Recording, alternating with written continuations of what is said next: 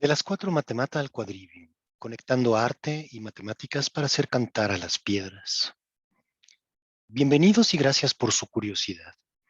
Deseo aclarar que el objetivo principal de esta plática será sembrar, sobre todo entre los jóvenes estudiantes de la licenciatura en matemáticas, la inquietud por explorar con rigor la historia de su disciplina.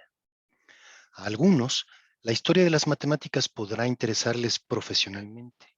A todos nos enriquece reflexionar en torno a las peculiaridades históricas de nuestro campo, así como de su íntima conexión con el arte. El tema que trataremos surge de un planteamiento bastante modesto, pero que resulta ser vasto e intrincado.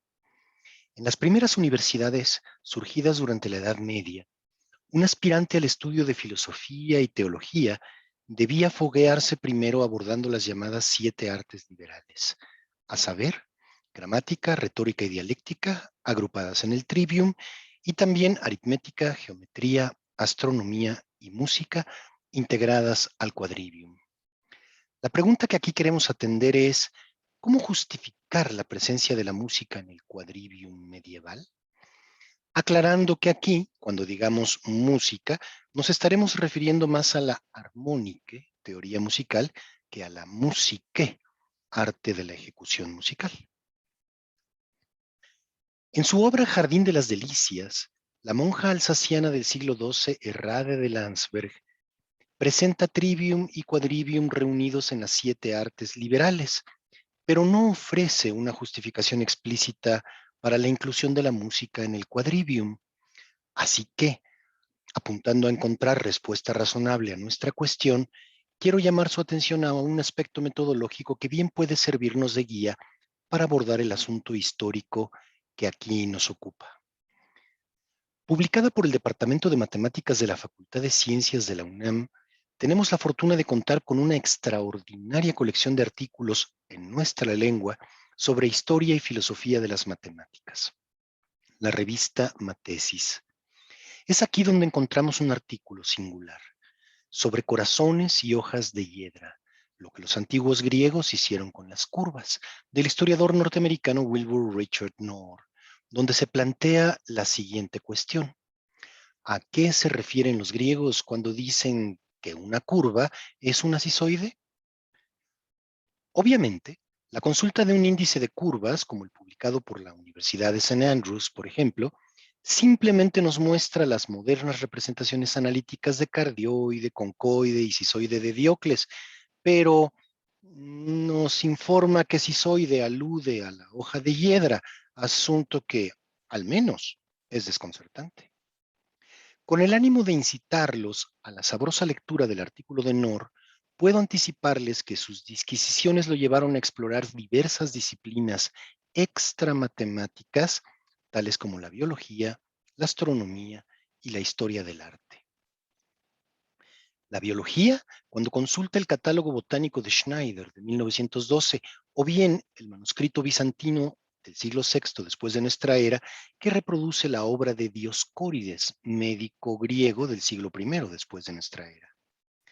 La astronomía, cuando cita a Ptolomeo, quien describe en su Almagesto al grupo estelar Coma Berenices, cuando dice que tiene la forma de hoja de hiedra. La historia del arte, cuando revisa las evidencias pictóricas que llegaron a nosotros vía la decoración de las exquisitas vasijas y cráteras que representan las hojas de hiedra tal y como la entendían los artistas griegos. Así pues, a la manera de Knorr, para emprender el estudio de la relación entre música y matemáticas en la Edad Media, exploraremos el origen griego del nexo, asumiendo que, además de lo estrictamente matemático, es razonable examinar linderos hacia campos aledaños, considerando dificultades en distintos órdenes. En lo temporal, la necesidad de recorrer un amplísimo periodo de tiempo, desde la época arcaica de la cultura griega hasta finales de la Edad Media. En lo geográfico, las ciudades-estado originales, bañadas por las aguas de los mares Jónico y Egeo, habrían de extender su influencia fundando colonias asentadas a lo largo de las costas de los mares Adriático y Tirreno hacia el occidente, la costa de África hacia el sur o hasta el Mar Negro, Ponto Euxino, hacia el oriente. Agreguemos a eso la inmensa expansión alcanzada por las conquistas de Alejandro Magno, Imperio Macedonio, o la fascinación de los romanos por la cultura griega, y en general la huella indeleble de los helenos sobre toda Europa en el medioevo. En lo lingüístico, los problemas filológicos y paleográficos son de dificultad notable si consideramos las numerosas variedades dialectales del griego antiguo, así como el lamentable estado de conservación de algunos pergaminos originales, hecho felizmente compensado por algunos textos grabados en piedra, palimpsestos medievales o traducciones árabes tan recientes como el 800 después de nuestra era. Agreguemos las recientes iniciativas de la investigación musicológica, el proyecto Hermes de Arqueología Musical auspiciado por la Universidad Nacional Capodistríaca de Atenas, el proyecto arqueológico de música europea, EMMAP por sus siglas en inglés, o la construcción de réplicas a partir de los restos de instrumentos originales a cargo de modernos lauderos como los asociados en luthieros.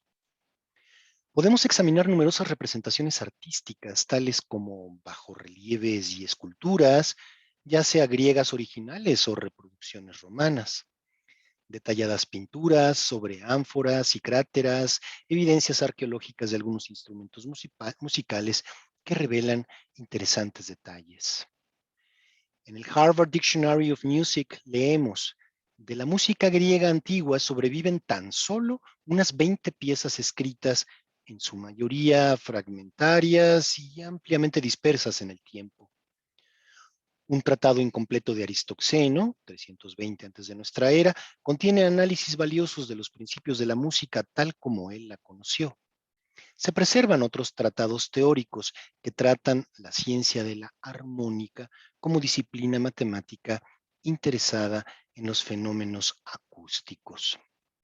Un ejemplo notable de las más recientes reconstrucciones de música griega antigua lo tenemos en los himnos délficos a Apolo, conservados gracias a que fueron grabados en mármol.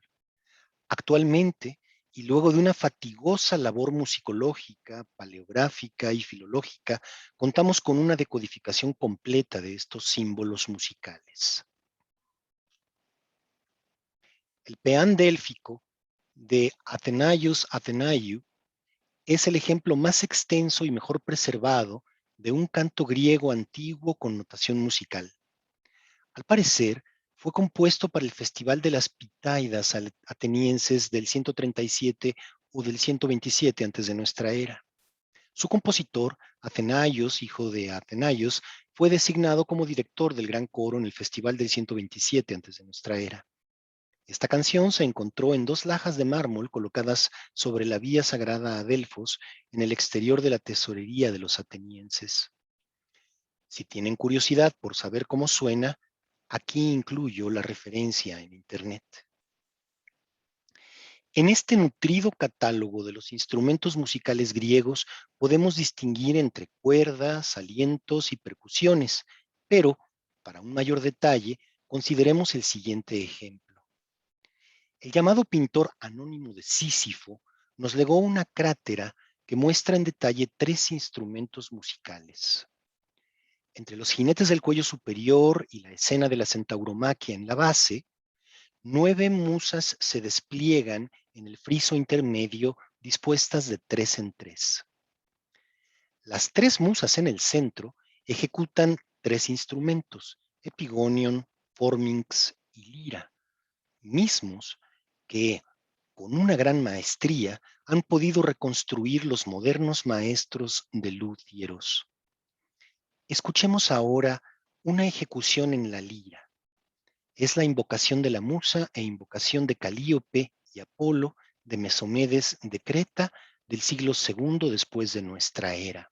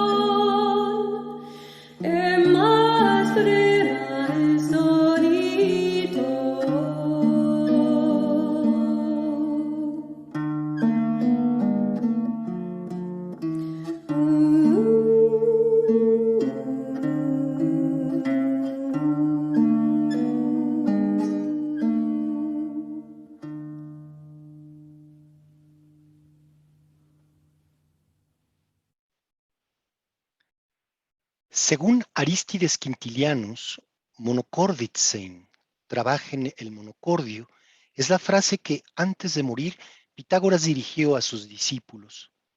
La frase alude a un descubrimiento pitagórico esencial. Sonidos armoniosos se perciben cuando la relación entre longitudes de cuerdas vibrantes pueden expresarse mediante razones simples.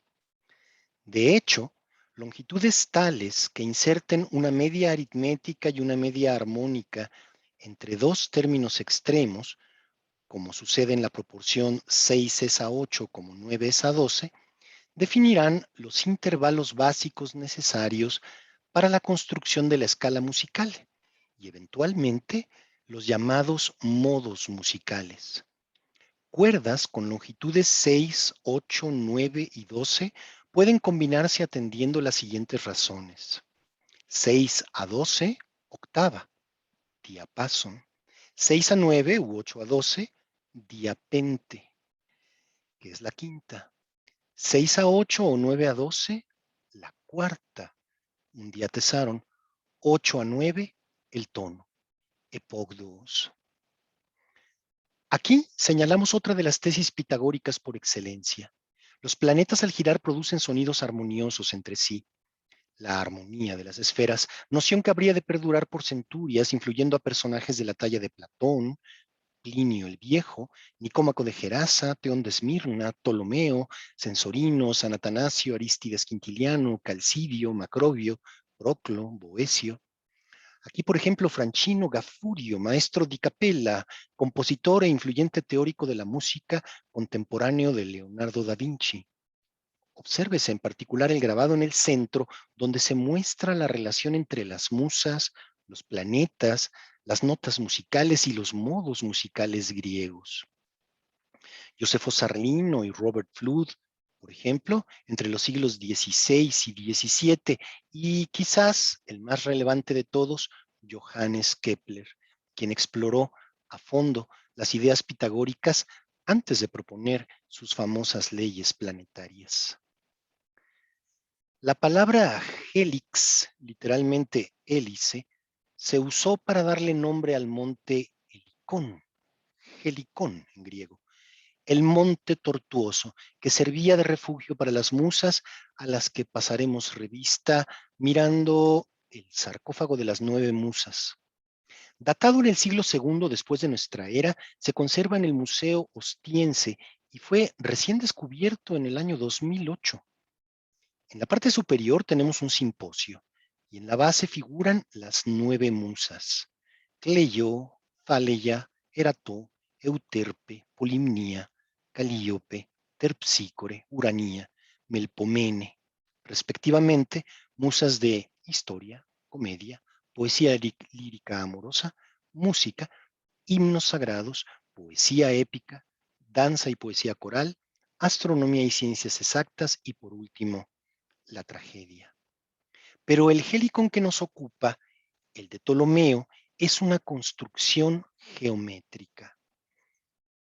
En el cuadrado ABGD localizamos C, punto medio de AB y Z, Z, punto medio de BD. CAH, el punto de corte entre AZ y BG. Sea LM perpendicular a AB que pasa por H, de modo tal que L esté sobre AB y M sobre GD. Y sea T la intersección de EK y AZ. Pues bien, con razonamientos relativamente simples de semejanza de triángulos, podemos definir segmentos de longitudes 12 a partir de la gran distancia AB y a partir de ello longitudes 6, 3, 9, 4 y 8, que son justo las medidas de las longitudes de las cuerdas convenientes. Seamos claros, el Museo Kotsanas de tecnología griega antigua propone instrumentos musicales con forma de helicón, ya sea en modalidad rígida, donde bien podríamos aplicar ese célebre dictum de Goethe, geometría es música congelada, o bien en su variante de puente movible, ideada para mantener las razones de la construcción geométrica, variando la afinación al aumentar o disminuirlas proporcionalmente la longitud de todas las cuerdas. Como sea, con el reacomodo correspondiente, ambas construcciones podrían proporcionar el modelo para definir las cuerdas de un epigonion o de una lira. La onomasia, literalmente designación, organiza los nombres de las notas de una escala en modo dorio, aludiendo a la relación de las mismas con respecto a la lira, como se aprecia en esta tabla, ya sea por su ubicación, absoluta o relativa, o simplemente por el dedo que la pulsa. Finalmente, la armonía tons phairon, la armonía de las esferas. Según Nicómaco, una Jordón sinfonía, concordancia entre las cuerdas, dentro de los confines del diapasón, o sea, la octava, tenemos una perfecta correlación entre planetas y notas musicales. Selene es la luna y su nota es nete. Afrodite es Venus, como paranete. Hermes es Mercurio y suena para Mese. Helios, el Sol, es Mese. Ares, Marte, es Licanos. Zeus, por supuesto, es Júpiter. Paripate. Y finalmente, Cronos es Saturno. Y Pate. Y la armonía de las esferas de Ptolomeo, semejante, pero incluye a la Tierra, asignándole la nota más grave, proslambanomenos. Con sus números, revela algunos intervalos musicales. Por ejemplo, entre Saturno y Júpiter, la razón 32 a 24, que es 4 a 3, un diatesaro, un intervalo de cuarta perfecta. Entre Mercurio y la Tierra, la razón 12 a 8, que es lo mismo que 3 a 2, un diapente o quinta perfecta. En este punto, la historia del arte nos arrastra a un inesperado salto hacia adelante. Un detalle de la escuela de Atenas de Rafael Sanzio pintada a comienzos del siglo XVI. En el centro, la archiconocida dicotomía de Platón apuntando al cielo y Aristóteles a la tierra. Pero, con música griega resonando en nuestro interior, nosotros dirigimos nuestra vista del lado platónico a la esquina inferior izquierda. Se trata de Pitágoras, acompañado de su discípulo Telange, quien le muestra el simbólico tetractis platónico citado en el Timeo. La suma 1 más 2 más 3 más 4 igual a 10, junto con un esquema que nos resulta familiar. Los intervalos musicales de Pogdos, Diatesaron, Diapente y Diapasón. Por el lado aristotélico, abajo a la derecha, el encuentro entre Oriente y Occidente en las figuras de Zoroastro y Ptolomeo, como premonición del rescate de la obra del gran astrónomo griego en las providenciales traducciones a cargo de los sabios árabes. Para los pitagóricos, matemata significa materias de estudio y alude a dos jerarquías de estudiantes en esta escuela. Los acusmáticoi, que solo tenían permitido escuchar a Pitágoras tras una cortina, y los matematicoi, que podían acceder a conocimientos más elevados luego de una rigurosa selección y catarsis por medio de la música. En resumen, tenemos aritmétique, estudio del número en sí mismo, armónique, estudio del número en el tiempo, geometría, estudio del número en el espacio, y astrología, estudio del número en espacio y tiempo. Por cierto, sí, escucharon bien, astrología, no astronomía. Evitemos juicios modernos. Como introductores de estas ideas a la Europa medieval, tenemos a los latinos Boecio y Casiodoro en el siglo VI, ambos profundos conocedores de la tradición clásica. Agreguemos las escuelas catedralicias y monásticas donde florecieron personajes como San Isidoro de Sevilla, Gregorio de Tours, Alcuino de York, Beda el Venerable y el ya mencionado Casiodoro. En el Toledo del siglo XII, Dominicus Gundisalvi tradujo del árabe al latín numerosos tratados de la tradición arábigo-hebrea, aportando, en torno al asunto que nos concierne, una división de las matemáticas que reafirma que el quadrivium desde otra perspectiva, el binomio discreto continuo y las distinciones absoluto relativo y estable móvil. Como dato curioso, Radulfo de Campolungo, teólogo francés entre los siglos XII y XIII, propuso un septeto de disciplinas vulgares, denotadas también como artes mecánicas, asociadas a construcción, avituallamiento, vestido, transporte, medicina, defensa y comercio, todas ellas como complemento a las 7 artes liberales tan elitistas en su definición. Para un pensador medieval, las 7 artes liberales, entendidas como vías de conocimiento, hacen del trivium el reino de la palabra y del quadrivium el dominio de la cantidad. Humanidades y ciencias, diríamos hoy, que aspiran al estudio de la filosofía con una meta teológica al final del recorrido. El entusiasmo clasificatorio del medioevo habría de prolongarse en el Renacimiento vía la confección de elencos. De Francesco di Stefano Pesolino tenemos las 7 virtudes y las 7 artes liberales, por ejemplo. Curioso, una descomposición en 3 y 4, 3 virtudes teologales y 4 virtudes cardinales. Y en el caso de las artes liberales, el trivium y el quadrivium. De Hieronymus van Aken, el Bosco, un espléndido óleo sobre madera conservado en el Museo del Prado, la Mesa de los Pecados Capitales. Interesante, que tradicionalmente se dividen en 3 pecados de posesión y 4 de carencia.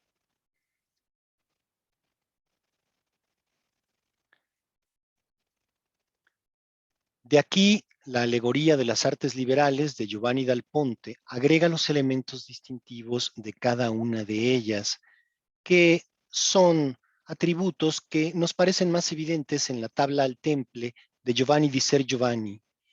El quadrivium con tablilla y punzón, representando aritmética, escuadra y compás, geometría, organillo, música, astrolabio y globo, astronomía, y el trivium, un rollo manuscrito para la retórica, el flagelo y una pareja de niños para la gramática, y 2 serpientes o un escorpión cuyas pinzas representan las posiciones contrapuestas del pensamiento para la dialéctica.